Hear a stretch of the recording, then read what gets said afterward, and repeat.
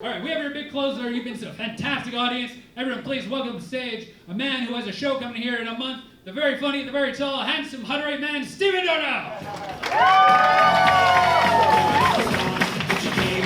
Hello, friends. Everybody's talking about pets. I accidentally got a pet over COVID. I moved into a new house, and the new house came with a new cat, so I just have a cat now. And it was like it was an experience filled with conflict. Because on the one hand, this cat's my new best friend. It follows me everywhere. It's always rubbing on my leg and purring and being my little buddy. But on the other hand, this cat sheds. This cat sheds so much. All my clothes are covered in cat hair.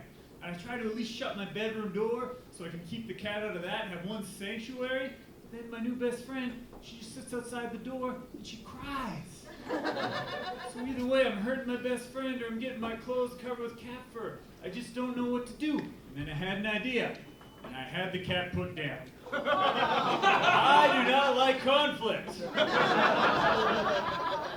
Listen, folks, we're all in the same boat. You and me, we're the same. Over COVID, we've gotten soft. It's time for us to get hard again. So don't worry, I know just the way to do it. New exercise trend's about to be sweeping the nation. No, sir, not running. Running's for cowards. I got something much better. Chasing. I go to the park and lock eyes with someone and just start running after them, you know? Barking at them, growling, smelling their hair, it's terrific.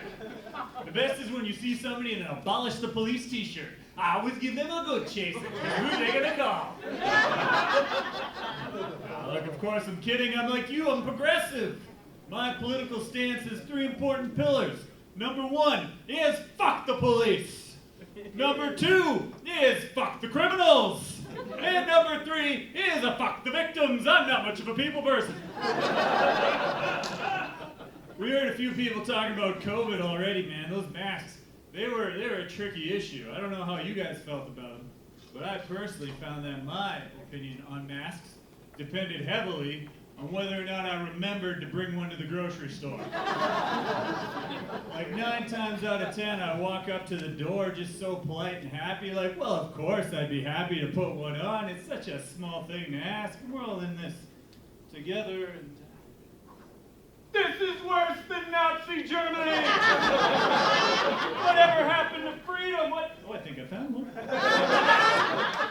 I'm sorry, this is a napkin. Fuck you and fuck Trudeau! Somebody bring me some milk. Nah, if I'm being totally honest, I kind of hope we don't have to put the masks back on. And for me, that means we got to get the vaccines. But some of my loved ones, who I respect, they don't want the vaccines. My very own girlfriend, she doesn't want the vaccine, and I asked her why, and she said, because I don't trust the government. And I said, good, I don't trust them either. What are you afraid that they're up to? And this is when it got bad. I thought her reasons were terrible. She's like, I think they want a nice, manageable population, so they're putting things in those vaccines to make us a little more docile and less fertile. That's what I think they're up to. And I said, you're afraid that they're sneaking things into the vaccines to make us calmer and less fertile. Are we not already both taking medication to do both those things? You're telling me we get a vaccine shot, maybe you're not so angry and I don't have to wear condoms anymore? Give me 3 shots. Listen, of course though, we all took the COVID seriously, we had to.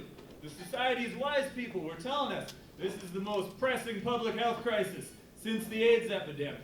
Oh, it's quite the comparison. Much like AIDS, it was very serious, but there were a couple of very important differences between COVID and AIDS. Number 1, AIDS, way more fun to get.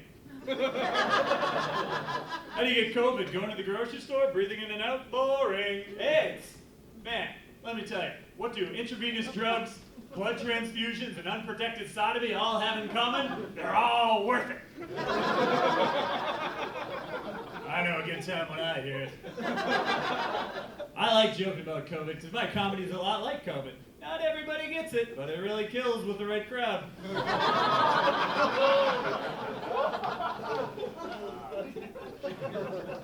Listen, anybody here from another province? Do we have anyone here from Newfoundland? We've got some out of province, but nobody from Newfoundland. I'll tell you why that's important. Friendliest province in Canada, the only place I've ever been in a bar fight. This is a true story, too. We got the story, like, how we got in the fight's not that interesting. We both just were making arguments back and forth about which one of us was a piece of shit. He thought it was me, I thought it was him.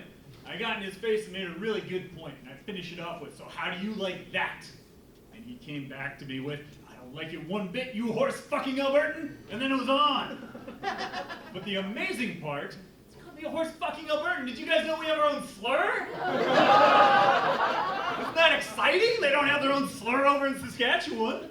Oh, we're the horse fucking Albertans. I wish I had the latest syphilis numbers on me. I could have been like, we fuck each other too. But no, he thought that out here we all fuck horses. And I thought it was a good zinger in the moment. But in reflection, I have to say, that's not a very appropriate insult. I encourage you people out of town, don't use that insult. It's not good to call someone that as putting them down, because fucking a horse is a very impressive athletic accomplishment. I don't know if you've ever stood beside a horse. They're like 1,200 pounds of muscle, and they're really fast. It's amazing if you can even catch one, let alone wrestle it down and do that other filthy bit of business. We just had the Olympics. I don't care about the decathlon. The way you find out the best all-around athlete, who can have sex with the most horses? That's local boy Connor McDavid. He's a pretty good athlete, pretty fast. I don't know if he's got the strength. Now LeBron James, there's a man who could fuck a horse or two.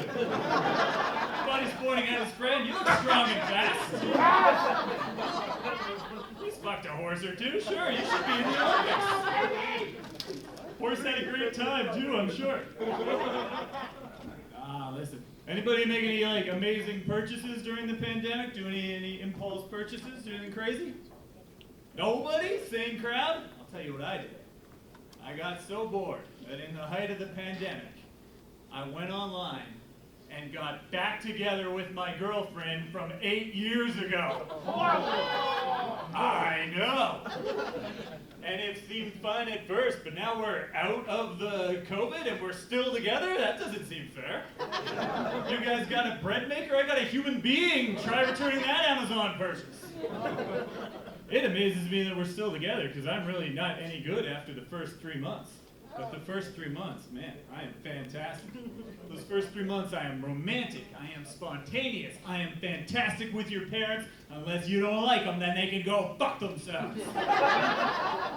After that, I don't know what she still sees in me except for one thing. Between the two of us, I think my secret is that I know about sex. You guys know about sex, sir? You know about sex? What's your secret? Being young, that's a good one. How about you, man? You've had sex with a horse. What do you know about sex? Your seduction game's clearly on point anyway. Listen, I'll tell you everything you need to know about sex right here. It's got nothing to do with youth. It's got nothing to do with technique. It's all a mindset. Here's what you need to know. Short and good is better than long and bad. But if it's going to be bad, it might as well be short. So yeah, I know about sex. And the thing that I know is that the era of the robots is upon us. I don't know if you watch the news, but our humble little prairie town, Edmonton, Alberta, is home to one of the world's first sex robot emporiums. What? This is absolutely true. This guy's eyes are lighting up. Give me the address, bro! Keep that credit card shiny, my friend. Don't need to find horses in. He's gonna save all kinds of money on barn fees. All right, it's just off downtown. There's a store that's got sex robots. I don't fuck horses, that's me. He fucks horses, you fuck robots. I assume that's how you got together. Not everybody shows this guy's progressive enthusiasm. You'd be surprised. When the sex robot store got announced, some people started losing their minds. Like, this is the downfall of society here. And I gotta say, I don't really get it. Are we really gonna pretend like women haven't been fucking machines for the past several decades? Thank you! Right? This guy's getting outsourced.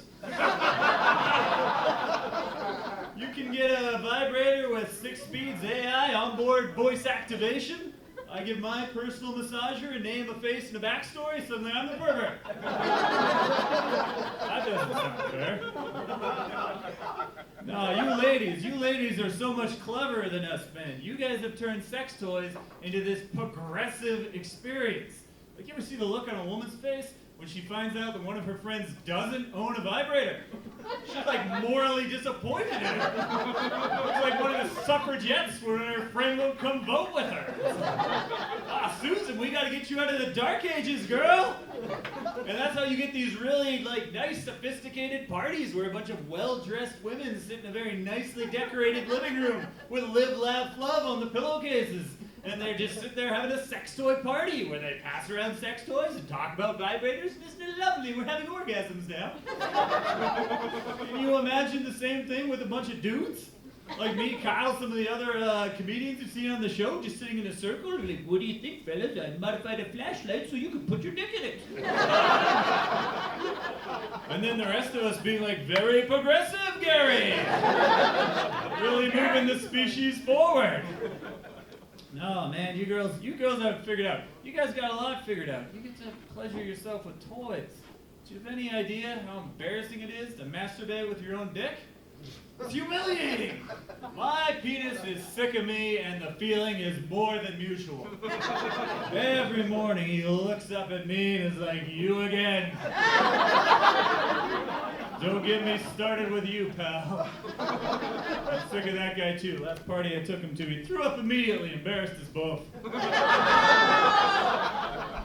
Not you enough. You, miss. When you went on your last first date, what was the most interesting thing you learned about the other person? Honestly, my first date, he took me to McDonald's. So you learned he was poor. That's important. That's something good to get out of the way. How about you, sir? You ever been on a first date? Yeah. What did you learn about the other person? Yeah.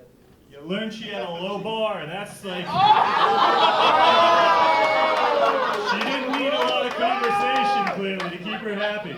Listen, I'll tell you, I used to love first dates, man. I got my foot all tangled up in it. I used to love first dates. That's my favorite part of dating. Well, last good first date I went on, the young lady, she actually brought this, like, piece of paper with all these first date questions, like get-to-know-you questions. Like, if you won the lottery, what's the first thing you'd buy? Or if you could be any cartoon character, what would you be? But the most interesting one was, do you go to the bathroom in the shower? Look, I play at 100. I keep it honest. I'm like, yes, ma'am, I do. And if that's too much for you, so be it. But she just kind of smiled. And I was like, no way, you too? Some girls don't like that. You too? And she just went, tee-hee-hee. Sometimes, tee-hee-hee. And that's when I knew she was cool. That was the beginning of our connection. And it was a real connection, because we spent the night together. And that night went pretty well, because we spent the morning together, too. And before too long, we were in the shower. Now, some of you can see where this might be going. Now, you all heard what she said. I don't think I'm in the wrong, but she was pretty offended when she turned around and I was waffle stomping it down the drain the next morning.